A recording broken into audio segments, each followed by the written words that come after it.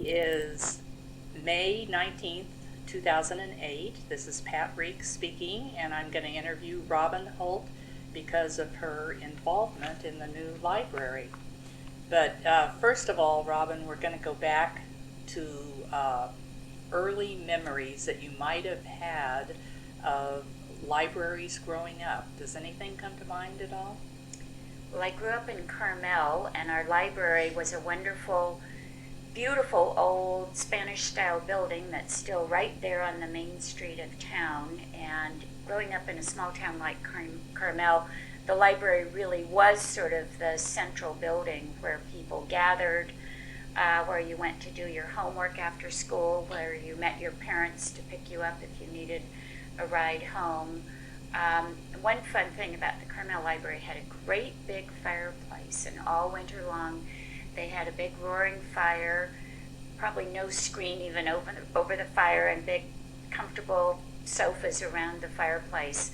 That was always in the adult room, and we children weren't sort of allowed in there, but I always grew up thinking of a library as a really cozy, homey, hospitable place. So that was a wonderful early childhood library memory. I know you well enough to know that reading is a big part of your life now. In fact, you told me one time that you like to read a little every day. But how important was reading to you growing up? Reading was very important growing up. I had a wonderful aunt who always sent me an historical fiction book for Christmas. And very early on, I learned to love reading biographies or fictionalized history. I think that's something I still love today, reading about real people. And I think it was really Aunt Elizabeth that instilled that kind of love of reading. My good friend and I loved to read all the Nancy Drew books and discuss that. Our family was I had two sisters, one older and one younger, so we all had books for different interests, and we passed our books around through our family. And then our parents read to us even as teenagers at night, or if we went on a trip. Our father used to read to us at night, even when I was 19 years old. What a great thing. We always did a lot of that out loud reading. Growing up in Carmel, what awareness did you have of Carmel being a close community? Well, I knew it was a close community because you knew everybody's brothers and sisters and parents and grandparents. You knew where everyone lived.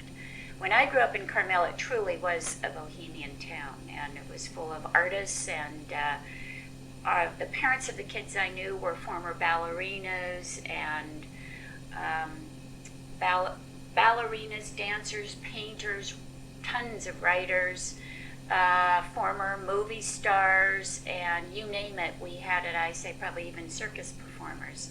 So, and we all knew everybody, and again, it was a very tight community like you don't even see nowadays, I don't think.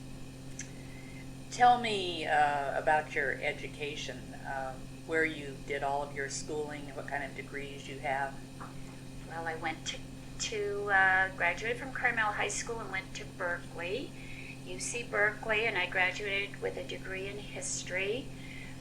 Again, I think because I liked that historical fiction. Aunt Elizabeth. Yeah, and I liked about real people. Of course, it turned out a history major wasn't that at all. It was mostly research with primary resources.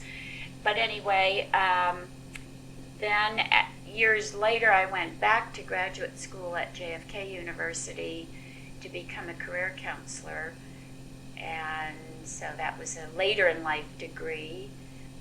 In between, of course, I've taken a million classes places, but that's my formal education. Before career counseling, did you have any work experience? Yes, I did. After I graduated, I worked in San Francisco at a place called Architects and Engineers Service. That gave me a really good dose of the business world and being down on Montgomery Street. And I had kind of always wanted to go back and have a career. I never really knew what direction it would take, and then becoming a career counselor, I found myself working back in the city full-time for 18 years. And you still are, is that right? I'm still working part-time, but I loved working full-time. tell me a little bit about the organization that you're with now. Now I'm with a small career center that I am proud to say I was one of the founders of, called the Bay Area Career Center.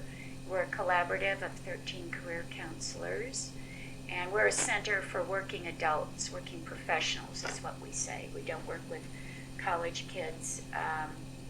Really, we don't even have many young people right out of college. Our average client is probably late 30s, early 40s, on up into their 70s. So we have all kinds of clients, and we work with them on all kinds of career issues. As an adult, what were your early community experiences?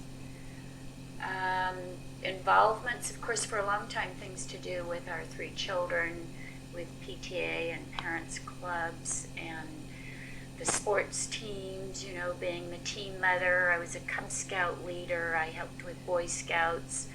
That kind of involvement. One thing that I got when I thought I wasn't going to be working so much, I got trained to be an adult literacy tutor, and I learned to teach adults how to read, which I always really wanted to do. And then I got a big business contract and I never did it, but I still think about maybe someday getting a learner to teach to read, because I think reading is so important. Yeah, wouldn't that be great to just have one person who learned to read under under your tutelage? watch. Yeah. I think it'd be marvelous. What attracted you originally to Lafayette, and how long have you lived here?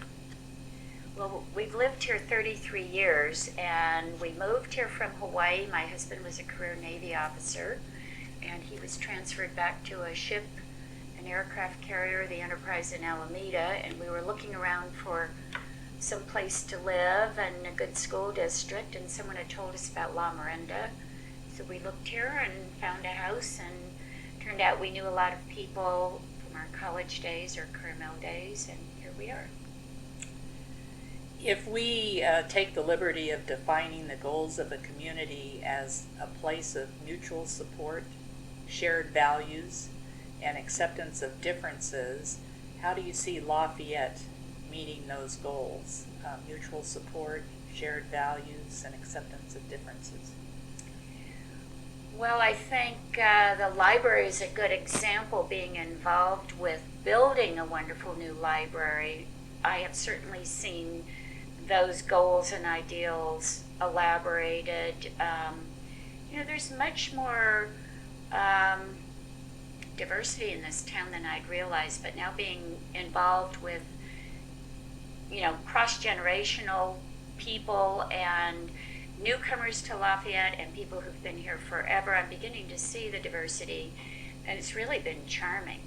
And I think when trying to get people involved with the library, we've had, trying to reach people, find ways to involve them. What are people interested in? How can they contribute of their talents according to their means to our community? And I think this big, wonderful new community building is bringing together people to work together, to collaborate, to support one another, to share mutual dreams, and help find ways for people to contribute as they're able.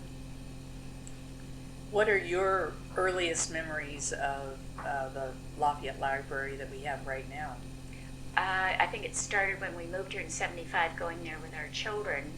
And then through the years, just seeing that library get more and more crowded, and actually more and more grungy and dingy, and really it's not a very appealing place to go these days.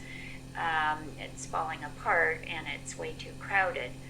And the materials aren't easily accessible, and it's not exciting or inspiring. And I find that I'd prefer to go to the Orenda Library. For a lot of those reasons, it's pretty, and you can look out windows, and there's more to a library than just checking out books, and there's certainly a lot more than libraries. One thing I've heard being involved with a new library is how many people think libraries are for children. And that wasn't my feeling growing up. I always saw all those wonderful adults in Carmel checking out records or books or sitting by the fire just thinking. And so that's where I think our library now doesn't lead to that. It's not a place of refuge where you'd sit comfortably and just curl up and think or meet a friend or read. And I think our new building will be. I don't even remember, Robin, are we going to have a fireplace in the new library? No, actually they decided, we originally had one planned, but our new library is so green and environmentally correct, and you know, Lafayette is really heading towards a green town, that they had to eliminate the fireplace. You've talked about your participation in community events one way or another, but I think for a moment I'd just like to give a little nod to your husband, because yesterday I was at the beautiful thing that he puts on, the concert at the Res. How many years has he been doing that, Robin?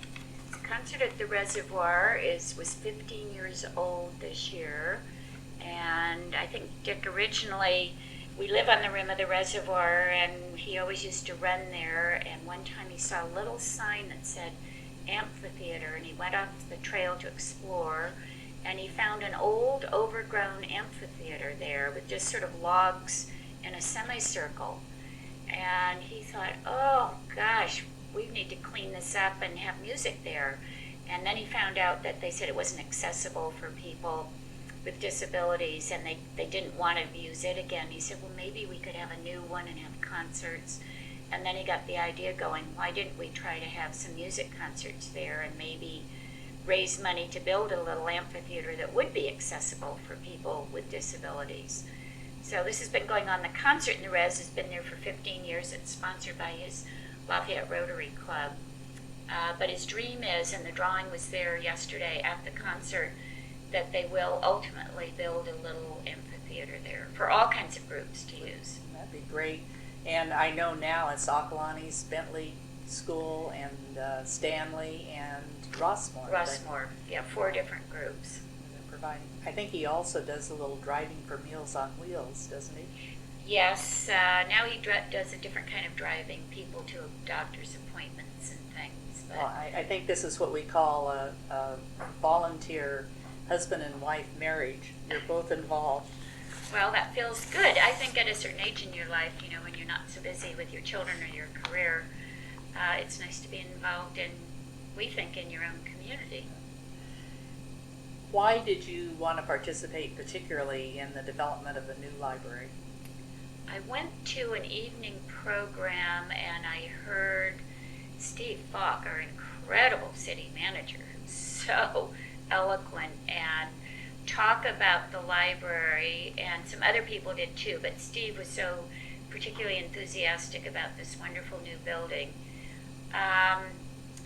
After hearing this presentation, someone came up to me afterwards and said, would you like to be involved? And I said, well, I would. And they said, well, how about being on the communications committee? So I guess that was about 3 years ago, and I've been meeting with this committee every couple of weeks ever since. And I've had a wonderful experience being involved. I've loved every minute of it. What does the communications committee do, Robin? We develop the message. We've sort of developed the brand and developed the brand strategy for the library. We actually picked the colors for the logo. We had the contest for the logo designs, and then we picked the logo we liked the best. But the messaging, and then all of the different letters, postcards, actual communication pieces that go out come through us. They're written by people in our group. They're vetted by people in our group. They are, there's an amazing amount of talent in this town. And so everything you see or read or hear about the library, that all probably came from our committee. Wasn't the committee at one time also giving presentations about the need for people donating money?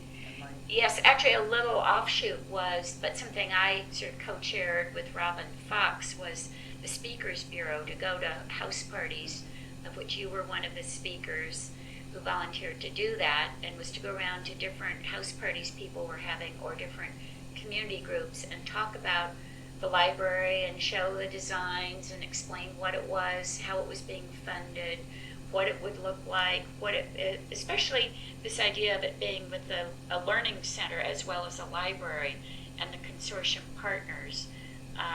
In fact, for a short time, I was the liaison for all 12 consortium partners. But the Speakers Bureau was designed to do that. Now we've sort of gone beyond that. We don't really need the Speakers Bureau anymore, but that's what it was in its early stages, was to help inform our community of really what this was all about. What were you doing when you were that liaison that you talked about to the consortium? Well, there was a time, for the library to have these 12 learning institutions partner with us. This is a unique concept. This is the first in the whole country. Originally, these 12 learning organizations were very excited to be involved, but as time went on, we began to realize there was the initial enthusiasm, and then there's going to be the big enthusiasm at the end when the library's done. But in the meantime, we wanted to keep connected to these organizations.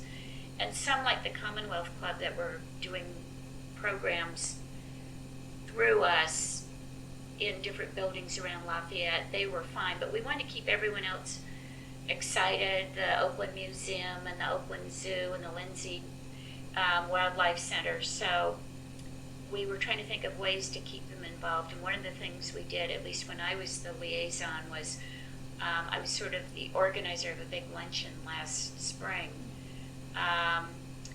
where we had a representative from each organization there, and then we brainstormed how they would like to be involved before the library opened and once it opened. And we broke up into 3 groups, and we had different small brainstorming, and then we came back as a larger group, and everybody shared ideas of how they saw their involvement there. And one of the best things was the UC Berkeley Institute of Governmental Studies decided that they might do a joint program with the Chabot Space Center, because they had, one of the men involved with their program had written the book on the first space exploration. And so it was fun getting the partners together to talk about maybe jointly doing programs. That was really one of the biggest outcomes of that luncheon meeting. Since then, we've had the partners participate in the different parties and organizations and fundraising events we have, but that was a big all-hands kind of serious brainstorming luncheon meeting that I think was a very good idea. That must have been incredibly fun to feel the enthusiasm and energy from everybody, I would think. It was, because I see now, to keep a good idea going, you've got to nurture it along, and if there's too much time in between, it can just die out. And so I think it was very clever on someone's part to say, we need to have some kind of something just for these consortium partners that's not a fundraiser and it doesn't involve the public, but for them to come and sit down all together. We were all at a big U-shaped table to really talk about ideas and how kind of a visioning day or visioning afternoon. Where was that held? It was actually held down at the Bentley School. Oh, they were okay. very generous, giving us their big multi-purpose room for the day. And I understand that you're looking forward to another role also with the library, being part of the Friends. Oh yes, well, the Friends of the Lafayette Library are really the brains and the heart and soul behind building a new library. The Friends have, for years, I'm not sure exactly when they were founded, but all the books that are donated at the Lafayette Library that the library can't use were given to the Friends, and they had a little dingy room down at the Lafayette Community Center where they go down, and volunteers for years have been down there sorting and pricing these books, and then every other Saturday they have a book sale, and they sell the books for a quarter, 50 cents, $1. Sometimes they have special sales where you get to fill a whole grocery bag full of books for $1. By selling books for a quarter, $1 at a time, they have donated to date a little over $1 million to this library. They gave the first angel gift of $750,000 to this new library effort, and then now they've just given more than $250,000 to help go towards expanding the library hours. So the Friends of the Lafayette Library are not an insignificant part of this, and I think it was their idea in the very beginning that we needed years ago to be planning and thinking and saving for a new expanded library. Well, of all your involvement so far with the new library, can you pick one moment or one particular role that was the most fun for you? Was it being the leader with the consortium group, or was it something else? Well, that was pretty exciting with the consortium partners, because that is what's so unique about this group.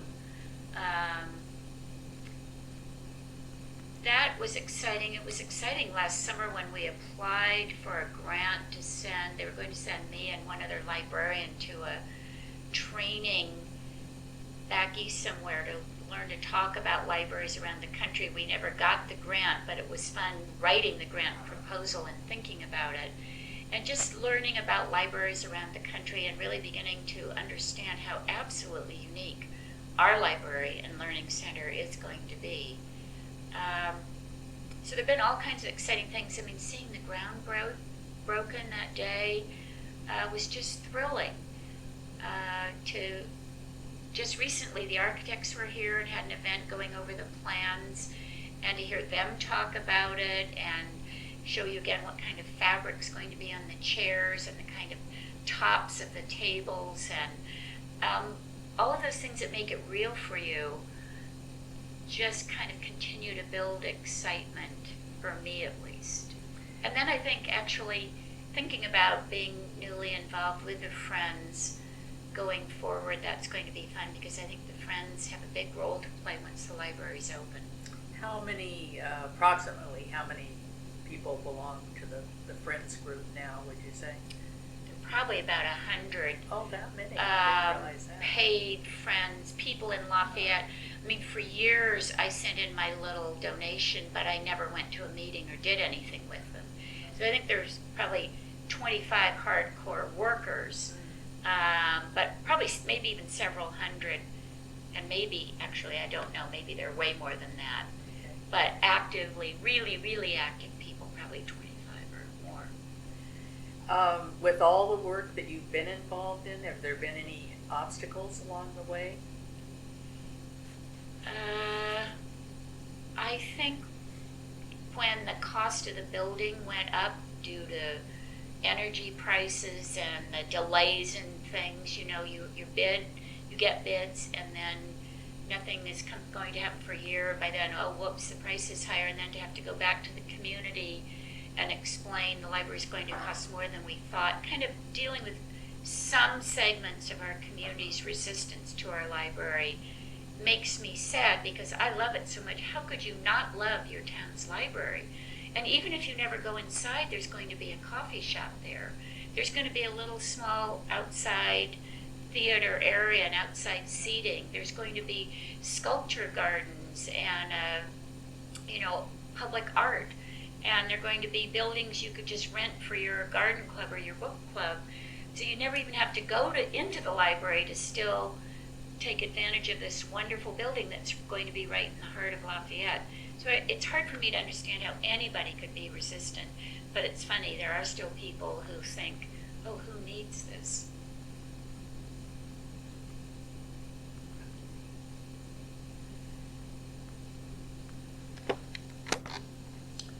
Okay, Robin, what I'd like to know now is, as you think about all these people you've met working with the library, are there any particular personalities that stand out that you think made exceptional contributions? Well, I know Ann Groden, who's been our mayor and done so much for the whole Contra Costa community, has had a lot to do with getting this all going, and contributes of her time and her treasure to make this happen, and it's been fun to get to work with her. I've loved getting to know Linda Peterson, who's the head of the communications committee. I mean, that woman is an incredible wordsmith, but a wonderful writer and brainstormer, but so funny and so much fun. She makes our meetings a delight. And Ruth Bailey is just, again, a wordsmith, is putting it lightly. She can make a pun or a joke or a funny turn of phrase. When the day of groundbreaking, we didn't know what to call that day, and I think she's the one that came up with called Dig It. And then we just had a big bulldozer on the invitation to come to the groundbreaking.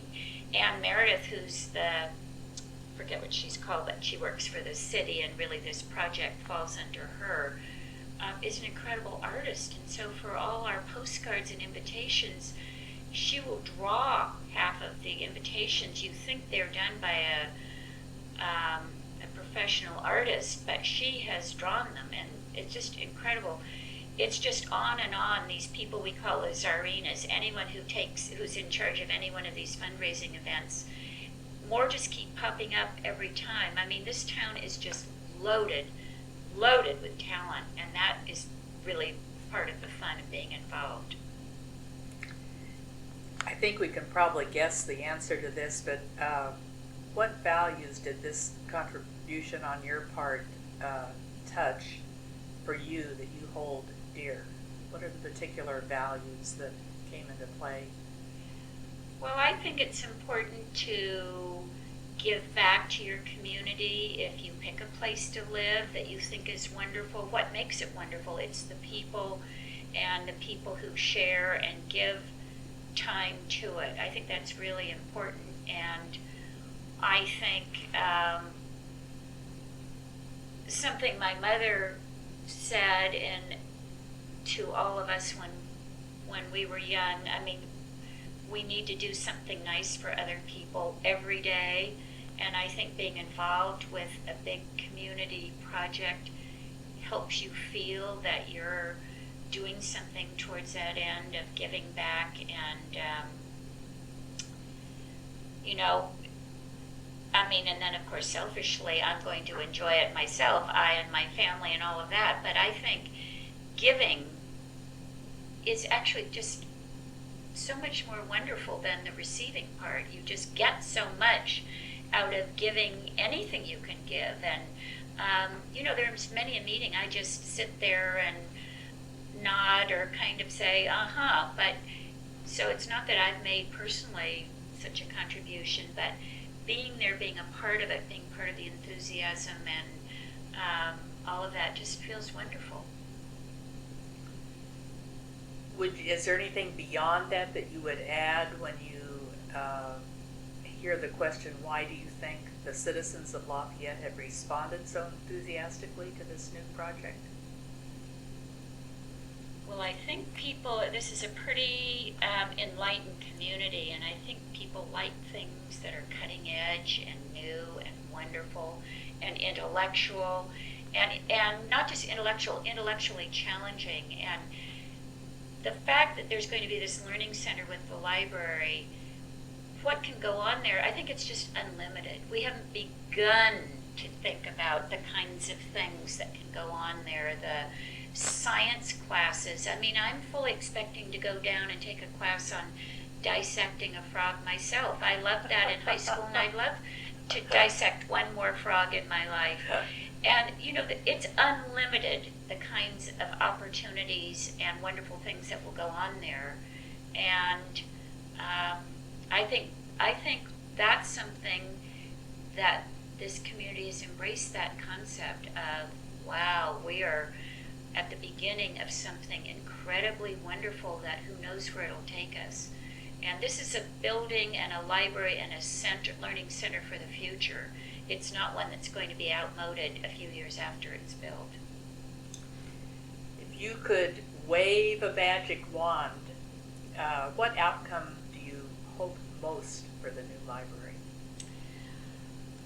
I hope it's finished on time so we can all get down there and celebrate its opening and start using it. And I hope that all kinds of other people that weren't involved in the beginning begin to see the joy of it and come use it, or sit in the sun and have their coffee there, or walk by and just look in the glass window at old Betsy the fire truck, or whatever.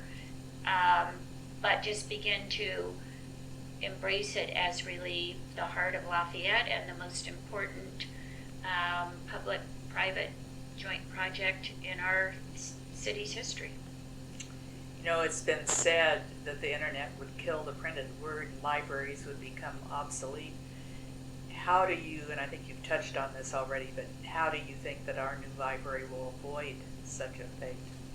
That is just such a, the printed book is only going to be a tiny bit of this library, but I think statistics and studies have shown that the internet hasn't done away with the printed book. There are more book clubs than ever. Bookstores are doing well. Maybe the little independent ones struggle against the great big ones, but people are buying books like never before. You know, they're all the books that are fun to just look at. Look at the pictures, look at the pages, look at the binding. All of that is wonderful. So I don't think children love to come in and just, I know when my grandchildren are visiting, we come and check out 25 books every week. And, you know, you can't be buying those every week, and we take them back and get the next batch. I think books will always be loved and used, at least in the foreseeable future. But again, what's incredible about this library is all the other things they'll have there, all the technology, all the fancy stuff. It'll all be wired for everything you can imagine, and even the things you can't imagine. So do you see then that this library is going to better serve and enhance our sense of community? Absolutely. I think in closing, I'd like to say that that is what this is about. This library and learning center will appeal to all ages, all kinds of people from every background, any kind of interest. It will be a wonderful place to read, to think, to learn, to daydream. It will be something for everybody, and I just can't imagine that it won't be just phenomenally successful. Well, thank you, Robin, and for the interview, and thank you also for your magnificent contribution to this new project of ours.